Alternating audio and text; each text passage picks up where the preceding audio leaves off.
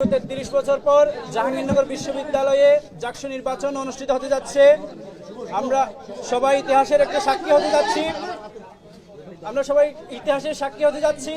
আমি সহ আমাদের ক্যাম্পাসের সকল স্টুডেন্ট সেই ইতিহাসের সাক্ষী হতে যাচ্ছি যে আমরা একটি জাকসু নির্বাচন অনুষ্ঠিত হতে যাচ্ছি ইনশাআল্লাহ। আজকে সকাল 9টা থেকে আমাদের ক্যাম্পাসে জাকসু নির্বাচনে ভোট গ্রহণ শুরু হয়েছে। ইতিমধ্যে আপনারা লক্ষ্য করেছেন যে বিভিন্ন ভোট কেন্দ্রগুলোতে লাইন ধরে আমাদের ক্যাম্পাসের স্টুডেন্টরা ভোট দিচ্ছেন, কিন্তু তারপরেও আমরা বিভিন্ন জায়গায় বেশ কিছু অসঙ্গতি লক্ষ্য করছি। আমরা সে অসঙ্গতিগুলোর কথা যদি বলি, প্রথমেই আসে প্রাক্তন শিক্ষার্থীদের কথা। যে বিশ্ববিদ্যালয় প্রশাসন নির্বাচন কমিশন বলেছিলেন আজকে সকাল 6টা থেকে ক্যাম্পাসে কোনো সাবেক শিক্ষার্থী থাকতে পারবে না, কিন্তু আপনারা ইতিমধ্যে লক্ষ্য করেছেন যে ক্যাম্পাসে এখন পর্যন্ত সাবেক শিক্ষার্থীদের আনাগোনা লক্ষ্য করছি। বিভিন্ন ভোট কেন্দ্রের পাশেই তাদের অবস্থান দেখতে পাচ্ছি। এই বিষয়টা আমাদেরকে একটু চিন্তার মধ্যে ফেলে দেয়। তার পাশাপাশি আরো একটা বিষয় আমি আপনাদের জানিয়ে দিতে চাই, আমাদের শহীদ সালাম বরকত হলে টোটাল ভোটার সংখ্যা 299 জন, কিন্তু ওই ভোট কেন্দ্রে টোটাল ব্যালট পেপার গিয়েছে 400টা। এই যে 101টা অতিরিক্ত ব্যালট পেপার কেন গিয়েছে সে বিষয়ে ওই ভোট কেন্দ্রে যিনি দায়িত্বে আছেন তাকে জিজ্ঞেস করা হয়েছিল 101টা অতিরিক্ত ব্যালট পেপার কেন এসেছে। তিনি সেটার কোনো যৌক্তিক ব্যাখ্যা দিতে পারেননি, বলে যে কেন এসেছে তিনি জানেন না। এ হলো বিষয়। আমরা বিশ্ববিদ্যালয় প্রশাসন যেদিন ব্যালট পেপার ছাপিয়েছে ওই দিন আমরা খবর পেয়েছিলাম বিশ্ববিদ্যালয় প্রশাসন 10% অতিরিক্ত ব্যালট পেপার ছাপিয়েছে। আমরা ওই দিনই বিশ্ববিদ্যালয় যে নির্বাচন কমিশন আছে ওনাদের জানিয়েছিলাম যে 10% ব্যালট পেপার অতিরিক্ত কেন।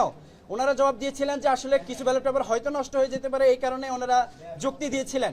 কিন্তু ওই দিন আমাদের সাথে বৈঠকের পরে সিদ্ধান্ত হয়েছিল কোনো ভোট কেন্দ্রে অতিরিক্ত কোনো ব্যালট পেপার যাবে না। কিন্তু আজকে যেহেতু শহীদ সালাম বরকত হলে 101টা অতিরিক্ত ব্যালট পেপার গিয়েছে, সে বিষয়টা আমাদেরকে একটু চিন্তার মধ্যে ফেলে দেয়। তার পাশাপাশি ডোপ টেস্টের একটা বিষয় ছিল, যেটা গতকাল রাতেও আমরা বিশ্ববিদ্যালয় প্রশাসনের কাছে আলোচনা করেছিলাম যে বিশ্ববিদ্যালয়ে যারা নির্বাচনে অংশগ্রহণ করছেন তাদের অবশ্যই ডোপ টেস্টের প্রয়োজন। সেজন্য বিশ্ববিদ্যালয় প্রশাসন ডোপ টেস্টের আয়োজন করেছিল, কিন্তু ডোপ টেস্টের রেজাল্ট এখন পর্যন্ত নির্বাচন কমিশন প্রকাশ করেনি এবং বলা হয়েছিল যারা ডোপ টেস্টে অংশগ্রহণ করবে না বা পার্টিসিপেট করবে না তাদের রেজাল্ট বাতিল হবে। কিন্তু এখন পর্যন্ত আমরা খবর পেয়েছি অনেকেই ডোপ টেস্টে অংশগ্রহণ করেনি, কিন্তু তাদের কোনো তালিকা বিশ্ববিদ্যালয় নির্বাচন কমিশন এখন পর্যন্ত প্রকাশ করেনি। তার পাশাপাশি আমরা যারা ডোপ টেস্টে অংশগ্রহণ করেছি তাদের যে রেজাল্ট পজিটিভ নাকি নেগেটিভ এ সংক্রান্ত কোনো তালিকা বিশ্ববিদ্যালয় নির্বাচন কমিশন দেয়নি। তার পাশাপাশি পোলিং এজেন্টের বিষয়ে বলি, পোলিং এজেন্টের বিষয়ে গতকাল রাতে সিদ্ধান্ত হয়েছিল যে বিশ্ববিদ্যালয় প্রশাসনকে আমরা নির্বাচন কমিশনকে জানিয়েছিলাম অবশ্যই প্রত্যেকটা ভোট কেন্দ্রে পোলিং এজেন্টের প্রয়োজন আছে।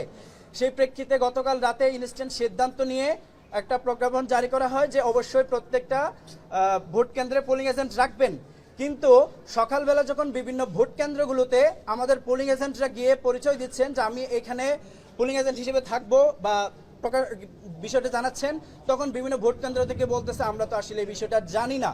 আমার প্রশ্ন হচ্ছে বিশ্ববিদ্যালয় প্রশাসন নির্বাচন কমিশন যেখানে প্রজ্ঞাপন করে জারি করে দিয়েছেন এটা সবারই জানার কথা, কিন্তু বিভিন্ন ভোট কেন্দ্রগুলোতে বলা হচ্ছে আমরা আসলে জানি না। কিন্তু পরবর্তীতে বিষয়টা একটু ওই সমস্যাটা সমাধান হয়েছে।